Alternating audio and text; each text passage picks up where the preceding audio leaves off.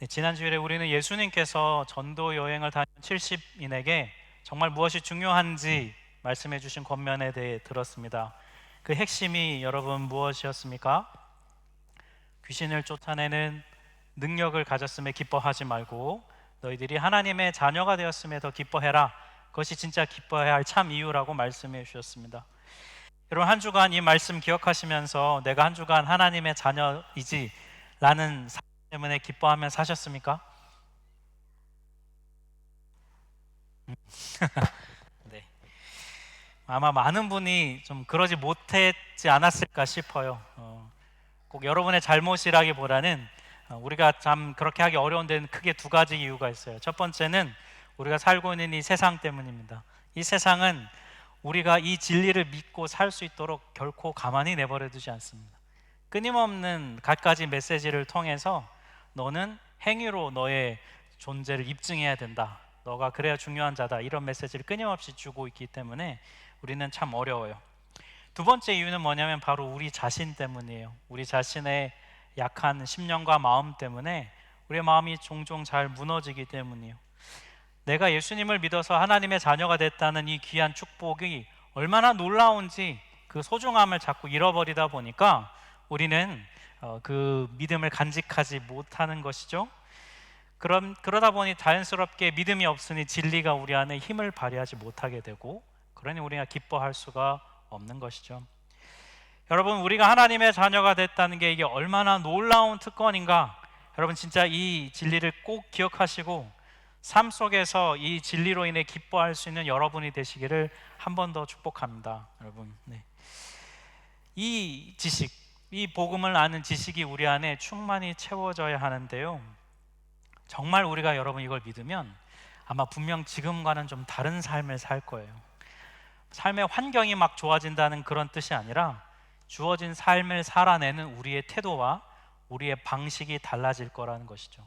말하는 내용도 달라질 것이고요, 생각하는 사고방식도 달라질 것이고, 행동도 당연히 달라질 것입니다. 이 지식을 정말 가지고 믿는다면 말이죠. 그러면 우리가 어떻게 이 지식을 갖고 믿을 수 있을까? 오늘 본문이 우리에게 그걸 말해주고 있어요. 우선 예수님께서 이 복음의 진리를 깨닫고 알게 하시는 분은 바로 하나님 아버지시라고 말씀하고 있어요. 21절 말씀, 천지주제인 아버지여, 이것을 지혜롭고 슬기 있는 자들에게는 숨기시고 어린아이들에게는 나타내심을 감사하나이다. 그리고 나서 뭐라고 말씀하시면, 이렇게 된 것이 바로 아버지의 뜻입니다. 이렇게 말씀하세요. 그러니까 예수님이 보니까 이런 거예요. 사람들에게 좀 지혜롭다, 똑똑하다 인정받는 사람들이 오히려 복음을 믿지 못하는 것이죠. 그리고 오히려 거꾸로 반대로 어리숙한 사람들, 약한 사람들, 사람들한테 무시당하는 사람들이 오히려 복음을 받아들이더라는 거예요. 그래서 예수님께서 이런 말씀하시는 거예요. 예수가 구원자라고 하는 이 복음, 그를 믿으면 하나님의 자녀가 된다는 이 복음은, 이 진리는, 이걸 믿고 받아들이는 것은 사람에게 달려있는 게 아니구나, 이게 정말 하나님께 달려있구나라는 것을 예수님이 깨달으셨다는 거예요. 예수님께서 하신 이 말씀, 이 21절의 이 말씀을 한 문장으로 요약하면 이런 말이 돼요.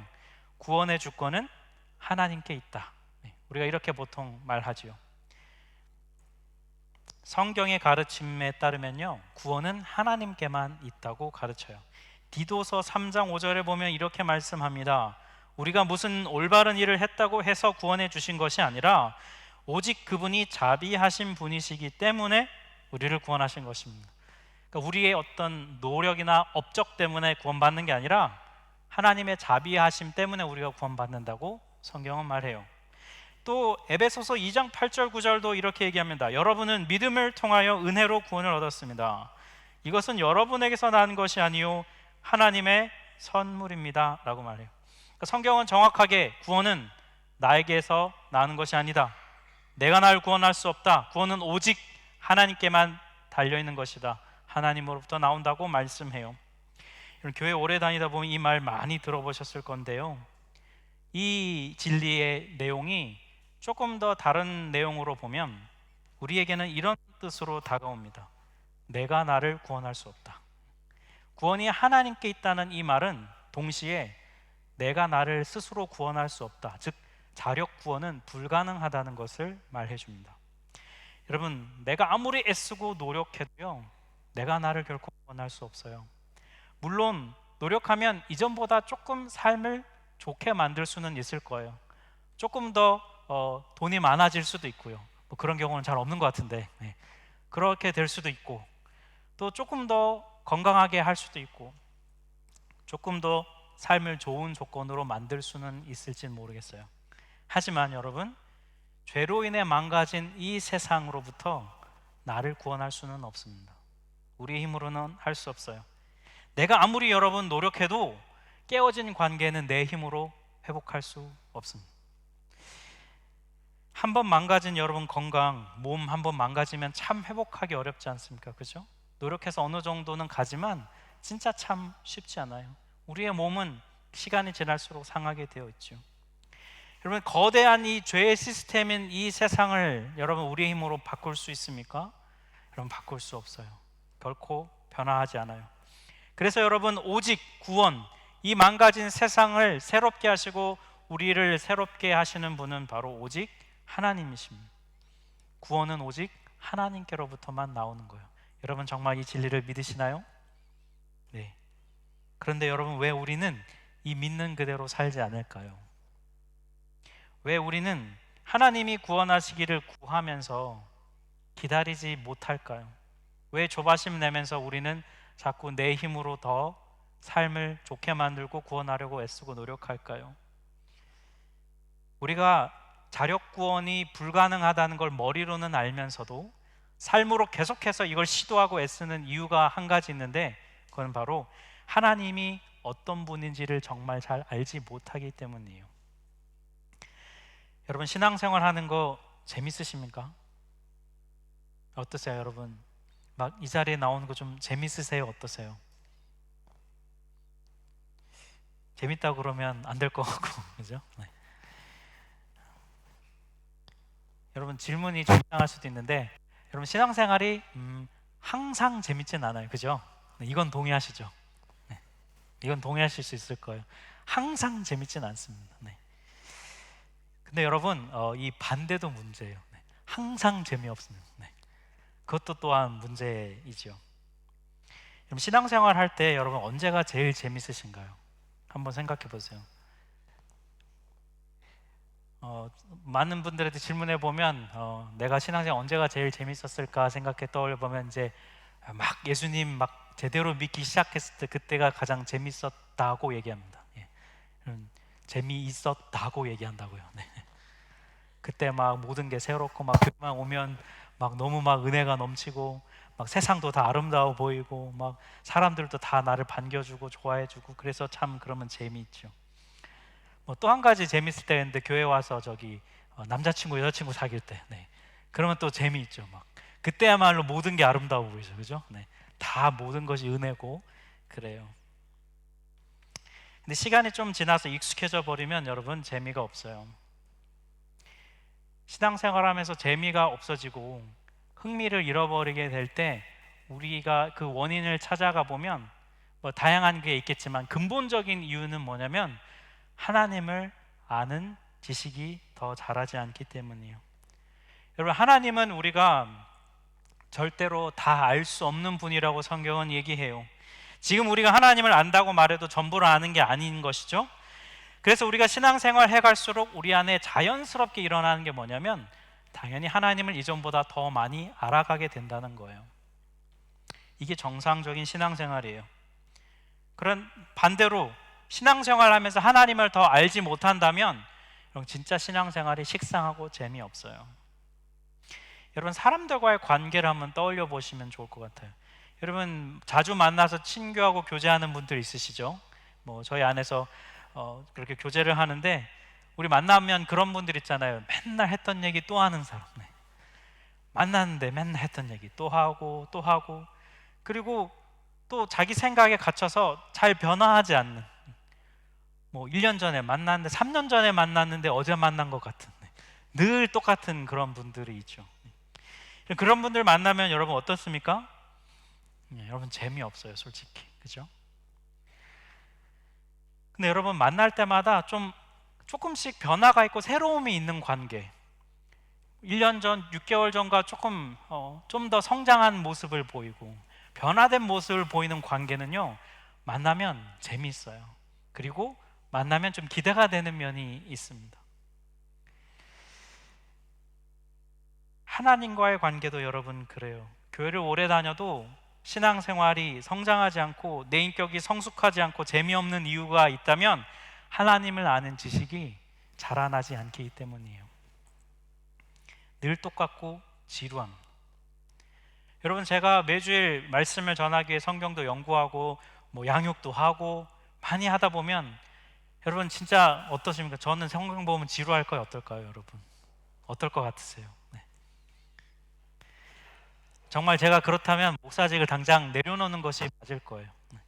근데 여러분, 그냥 하는 말이 아니라요, 여러분, 목사라서 하는 말이 아니라 볼 때마다 성경이 참 새롭습니다. 네. 여러분, 제가 사기꾼 같은가요? 진짜라니까. 이거 볼 때마다 새로워요. 그리고 하나님에 대해 알아갈수록 하나님 정말 이런 분이구나 라는 그 알아가는 지식이 더 깊어져 감이 제 안에 진짜로 여러분 있어요. 그러지 않다면 여러분, 제가 여러분 늘 하는 얘기 여러분 크게 다르지 않잖아요. 여러분 맨날 똑같은 얘기, 그러면 세상적으로 보면 똑같은 얘기 울고 먹는 것 같잖아요. 여러분 맨날 했던 얘기 또 하는 것 같고, 그죠? 근데 할 때마다 더 깊어지고 제 마음에 진심이 되지 않으면, 제가 설득이 되지 않는데 제가 어떻게 이 강단에 서서 그걸 그렇게 말씀으로 전할 수 있겠습니까? 하나님은 알아갈수록 정말 새롭고 기쁨이 있어요. 여러분, 호세아 6장 6절을 보면 하나님이 호세아 선지자의 입을 빌어서 이런 말씀을 하셨습니다. 내가 바라는 것은 변함없는 사랑이지 제사가 아니다. 불살라 바치는 제사보다는 너희가 나 하나님을 알기를 더 바란다. 여러분, 이게 하나님의 마음이에요. 호세아 시대의 사람들이 나와서 제사를 잘 드리는 일에 되게 집중했거든요. 근데 하나님이 더 원하셨던 건 뭐냐면, 그래 제사 드리는 거 좋은데 그것보다 더 중요한 게 뭐냐면 너희가 나를 좀 알았으면 좋겠다. 내 마음을 좀 너희들이 알았으면 좋겠다. 그게 하나님의 바람이었다는 것이죠. 그러니 사랑하는 여러분, 하나님을 알아가십시오. 여러분, 어릴 때 10년 전, 5년 전 믿음으로 오늘을 버티시는 분들, 여러분 회개하십시오. 양육이란 한 번도 받지도 않고, 여러분 주일 예배 시간 외에는 말씀과 기도 생활 전혀 하지 않으면서 신앙생활 재미없다, 지루하다, 그런 말 할 자격이 없어요. 하나님은 결코 그런 분이 아니시거든요. 우리 신앙의 재미는요, 하나님을 더 알아가는 데 있어요. 이전보다 하나님을 더 아는 지식이 막 자라나면, 그러면 신앙생활이 재미있습니다. 근데 더 중요한 사실이 뭐냐면, 하나님이 우리보다 이걸 더 원하신다는 거예요. 하나님은 우리에게 당신이 누구신지를 알려주고 싶어서 안달이 나신 분이십니다. 그래서 막 우리에게 더 알려주기를 원하세요. 이렇게 하나님을 더 알아가게 되잖아요. 자꾸 하나님을 더 많이 알아가게 되다 보면 그 하나님을 알아가는 사람의 입술에, 마음에 어떤 고백이 나오는 줄 아세요? 오늘 본문 21절에 나온 예수님과 같은 이런 고백을 해요. 아, 이게 하나님의 뜻이군요. 아, 하나님의 섭리는 이런 거군요. 이런 고백을 여러분 하게 돼요. 하나님을 자꾸 더 알게 되면 이런 고백을 하게 됩니다. 아, 몰랐는데, 옛날엔 몰랐는데 이게 하나님의 뜻이었군요. 이런 거를 고백하게 돼요. 그게 바로 내 안에 하나님을 알아가는 지식이 커지고 있다는 증거입니다. 여러분, 이걸 위해서 우리가 뭘 해야 됩니까? 당연히 여러분, 제일 먼저 이런 성경을 읽어야 됩니다. 마음을 열고 성경을 읽어야 돼요. 들으려고 여러분 귀를 열고 보셔야 됩니다. 매일 묵상의 자리에 나가셔야 됩니다. 여러분, 기도의 자리로 나오셔야 돼요. 하나님의 마음을 알기 위해. 그래야 하나님을 아는 지식이 자라갑니다. 가만히 있으면 절대로 하나님을 아는 지식이 자라가지 않아요. 여러분, 우리 하나교회를 통해 하나님 여러분 부르셔서 저는 여러분이 하나님을 더 알아가는 지식이 이 우리 하나교회를 통해 깊어지시기를 축복합니다. 여러분, 이 은혜가 여러분에게 있으시길 바라요. 그래서 신앙생활하는 건 이런 재미가 있구나, 하나님을 알아가는 이런 기쁨이 있구나 고백할 수 있는 여러분이 되시기를 축복합니다. 여러분, 그런데 이 하나님을 온 우주를 통틀어서 가장 잘 아는 분이 누구냐면 바로 예수님이세요. 오늘 본문 22절을 보니까 예수님이 이런 말씀을 하셨습니다. 아버지께서 모든 걸 내게 맡겨주셨습니다. 아버지 밖에는 아들이 누구인지 아는 사람이 없습니다. 또 아들 밖에는, 그리고 아버지를 계시하여 주려고 아들이 택한 사람 밖에는 아버지가 누구인지 아는 사람이 없습니다. 네, 여기 말씀을 보면 이런 뜻이에요. 그러니까 아버지 하나님을 가장 잘 아는 분이 누구냐면 바로 예수님이고, 또 반대로 이 아들 예수를 가장 잘 아는 분이 누구냐면 바로 아버지 하나님이세요. 너무 당연한 말씀이죠. 여러분, 근데 예수님과 하나님은 어떻게 이렇게 서로를 잘 아실 수 있을까요? 이유가 뭐겠습니까? 성경에 따르면 이 두 분은 정말 친밀한 관계를 맺고 계시거든요. 특별히 예수님은 하나님께서 당신 자신에게 뭘 원하는지를 잘 아세요. 그 내용이 뭐냐면 바로 온 세상을 구원하는 것이란 거죠. 하나님께서, 아버지 하나님께서는 이 말씀을 보면 예수님께 모든 걸 맡겨주셨습니다. 왜 모든 걸 맡겨주셨을 걸까요? 그래야 예수님이 온 세상을 구원하실 수 있기 때문이에요. 하나님은 예수님에게 온 세상의 모든 걸 맡기셨어요. 심지어 온 세상의 모든 죄의 짐까지도 다 맡기셨습니다. 모든 권한을 예수님께 주셨어요. 그래서 예수님께서는 그 죄의 짐을 지고 십자가에서 달려 죽으시고 부활하셨어요. 한마디로 얘기하면 하나님은 예수님에게 모든 걸 다 걸으셨다는 겁니다. 그래서 여러분, 예수님을 잘 보면, 예수님을 잘 알면 하나님이 누구이신지를 알 수 있는 거예요. 예수님 안에는 하나님의 모든 구원의 계획과 비밀이 담겨져 있는 것이죠. 예수님이 핵심인 거예요. 그런데 앞서 말씀드린 대로 예수님을 아는 건 여러분, 우리 지식으로는 불가능해요. 우리 스스로는 예수님을 알 수 없습니다. 그러면 여러분, 어떻게 예수님을 알 수 있을까요? 바로 예수님이 직접 알려주시면 가능해요. 예수님이 직접 보여주시면 되는데요, 그게 바로 오늘 본문 23절과 24절에서 하시는 말씀이에요. 너희가 보고 있는 걸 보는 눈은 복이 있다. 많은 예언자와 왕이 너희가 지금 보고 있는 것을 보고자 하였으나 보지 못했고, 너희가 지금 듣고 있는 걸 듣고자 했으나 듣지 못했다.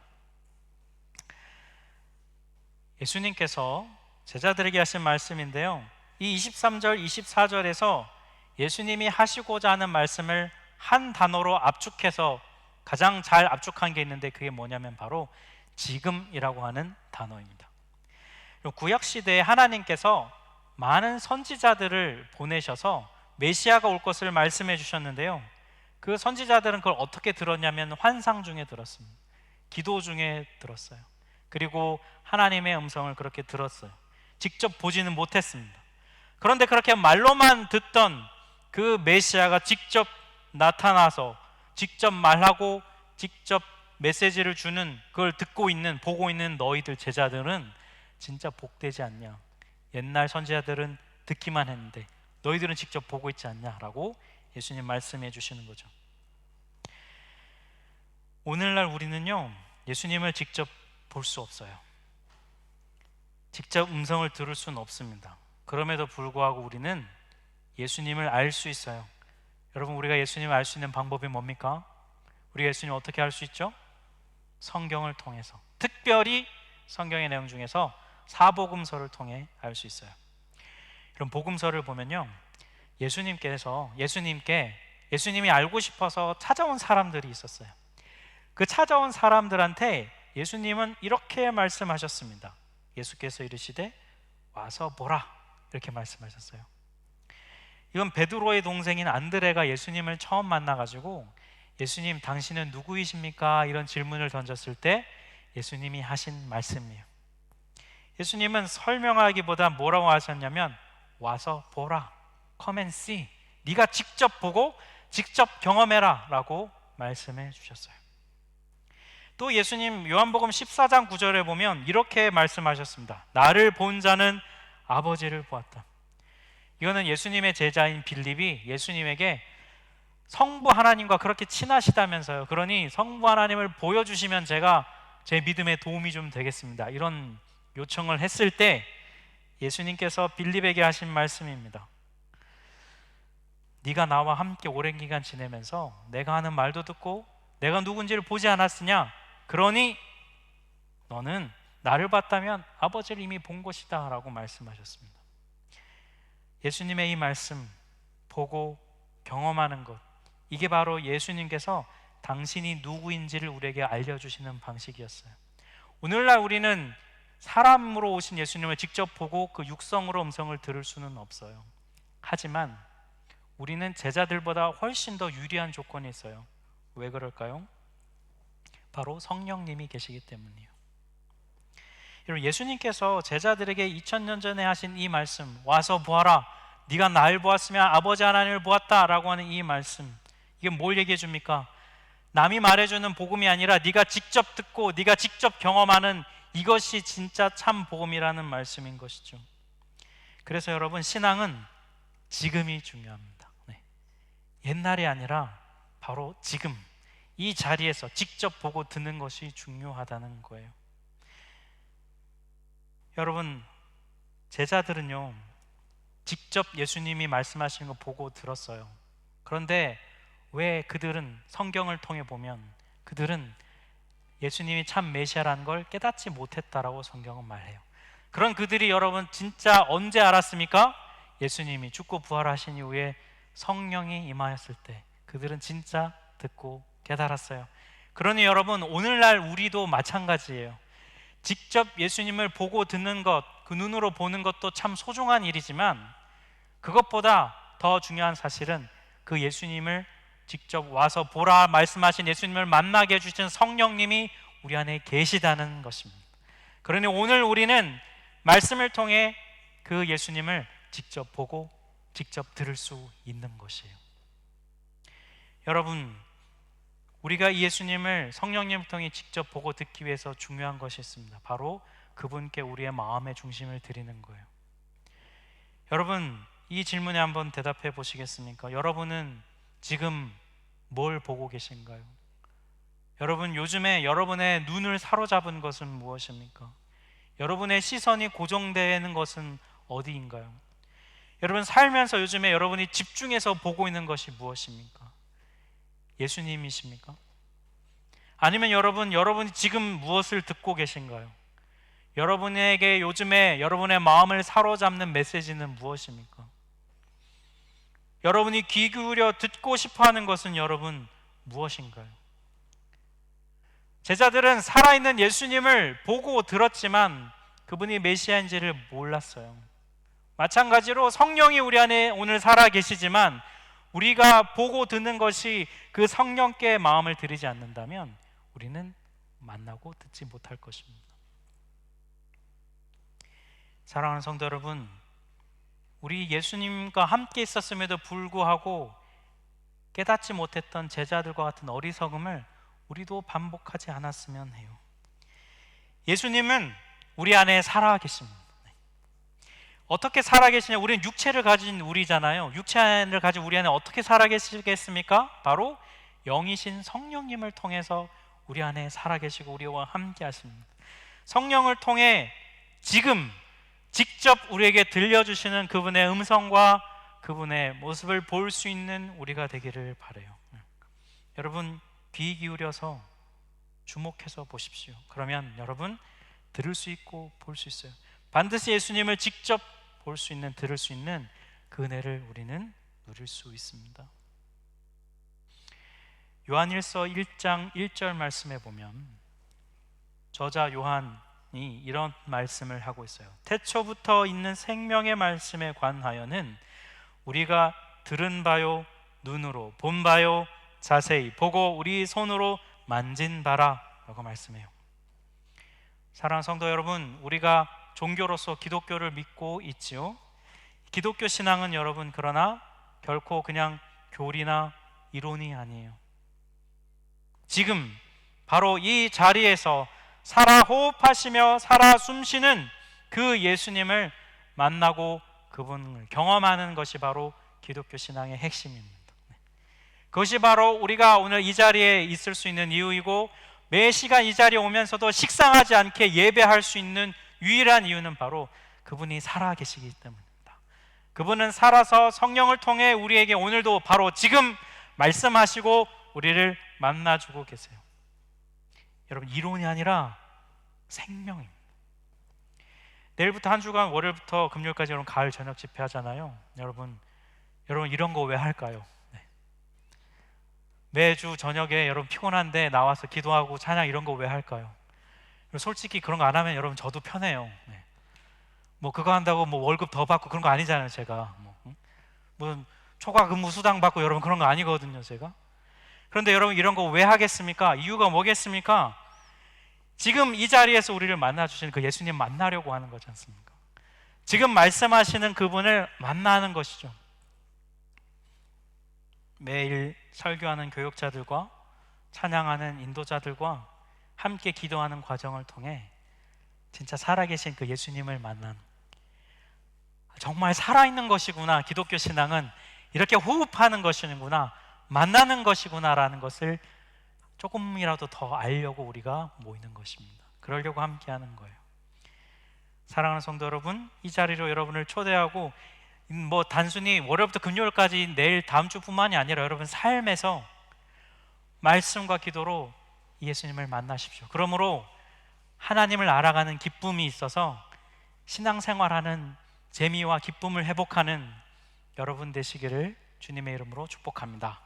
우리 같이 찬양하겠습니다.